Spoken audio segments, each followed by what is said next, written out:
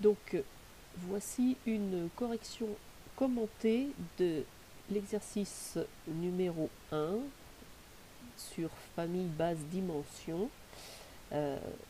Donc cet exercice, eh bien l'énoncé, on demande d'étudier la dépendance linéaire des vecteurs de R3 et dans un deuxième temps de dire si ces vecteurs sont générateurs. Alors, première chose, des rappels de cours. Première chose, la définition. Si j'ai x1 jusqu'à xn, eh bien mes vecteurs sont dits linéairement indépendants. Si pour tout nuplet, alors c'est-à-dire qu'il y a n valeurs qui appartiennent à kn, alors k pour nous ce sera souvent r, donc j'ai n réel, et bien si l'implication, si on a lambda x1 plus etc. lambda n xn égale 0, donc la combinaison linéaire qui ici est nulle, et bien si cela implique que lambda 1 etc. lambda n égale 0. Alors il y a un équivalent puisque dans un sens, si tous les lambda ils sont nuls, il est évident que la combinaison linéaire qui est là sera nulle. Donc on dira aussi que le système de vecteurs ou que la famille de vecteurs x1 jusqu'à xn est libre, si on a ceci. Dans le cas contraire, c'est-à-dire si on arrive à trouver des lambda i, n lambda i non tous nuls, d'accord, tels que la combinaison linéaire qui est ici, lambda 1 x1 jusqu'à plus lambda n xn soit nulle, et bien à ce moment-là, on dira que les vecteurs sont linéairement indépendants, ou bien on dira que la famille des x1 jusqu'à xn est liée. Autre notion, eh bien si je prends toujours x1 jusqu'à xn des vecteurs de E et je prends f, l'ensemble des vecteurs de E qui sont combinaisons linéaires de x1 jusqu'à xn. Alors f, c'est un sous-espace vectoriel de grand E et il s'appelle le sous-espace vectoriel de grand E engendré par les vecteurs x1 jusqu'à xn. On dira également que x1, xn, la famille qui est ici, est un système générateur de f ou est une famille génératrice de f. Déterminer si un système UV ou bien UVW est générateur de R3, dans notre cas, c'est répondre à la question: peut-on écrire tout vecteur de R3 comme combinaison linéaire des vecteurs du système? Donc, par exemple, si nous avons U et V, eh bien, peut-on écrire tout élément de E comme étant un alpha U plus un bêta V? S'il y a trois vecteurs, peut-on écrire tous les vecteurs de R3 sous la forme alpha U plus bêta V plus gamma W? Alors commençons avec ce premier exemple, petit 1. Je prends U égale 1, 0, 1, V égale 1, 1, moins 1. Déterminer si la famille UV est libre, eh bien c'est déterminer si, donc c'est résoudre, pardon, on va résoudre le système AU plus BV égale 0, le 0 de R3. Donc le système A fois U, première composante de U, c'est 1, plus B fois première composante, c'est 1, donc A plus B égale 0, etc.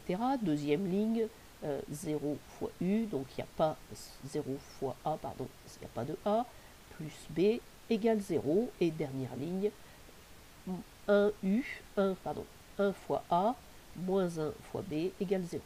La résolution de ce système est très rapide, B est forcément nul, de cette ligne vous avez que A égale B, et de celle-ci vous avez que A est égal à moins B. L'unique solution c'est A égale B égale 0. La famille UV est donc libre. Autrement dit, les vecteurs sont linéairement indépendants. Voilà, dans ce cas.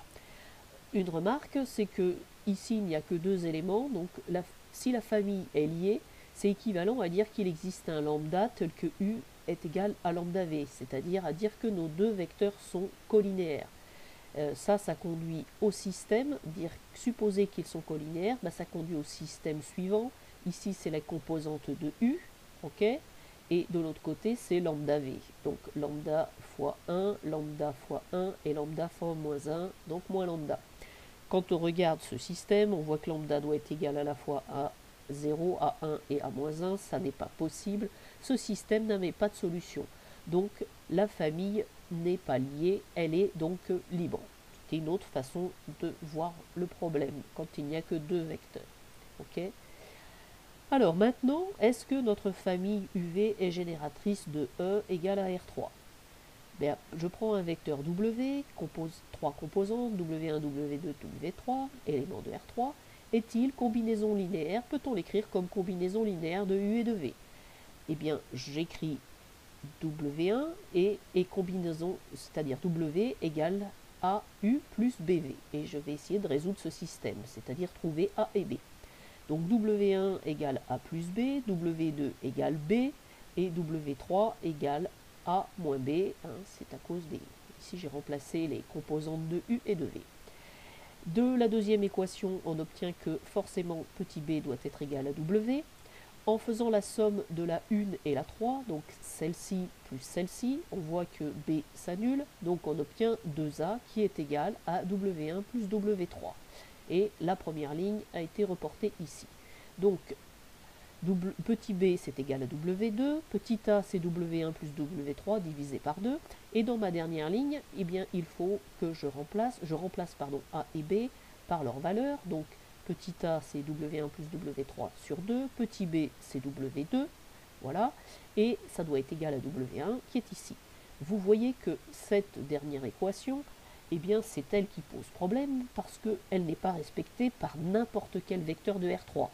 Vous prenez par exemple le vecteur de composante, on va prendre par exemple 0, donc ici 0, ici ça fera 0, et puis W3 nul, ici ça fait 0, et W2 égale 1. Donc le vecteur 0, 1, 0 ne vérifie pas ça.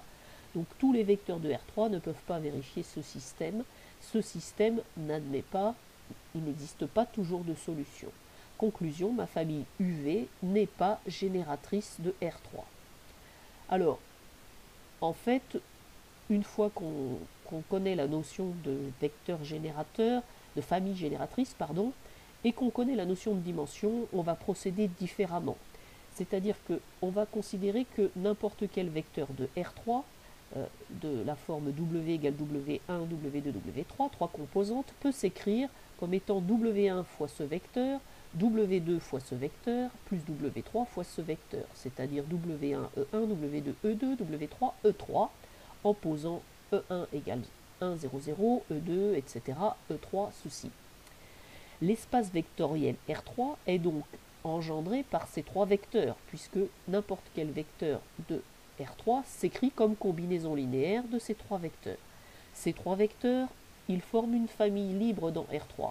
C'est à vérifier, lambda 1 E1 plus lambda 2 E2 plus lambda 3 E3 égale 0, c'est très facile à résoudre et on voit que lambda 1 égale lambda 2 égale lambda 3 égale 0. Donc ma famille est libre.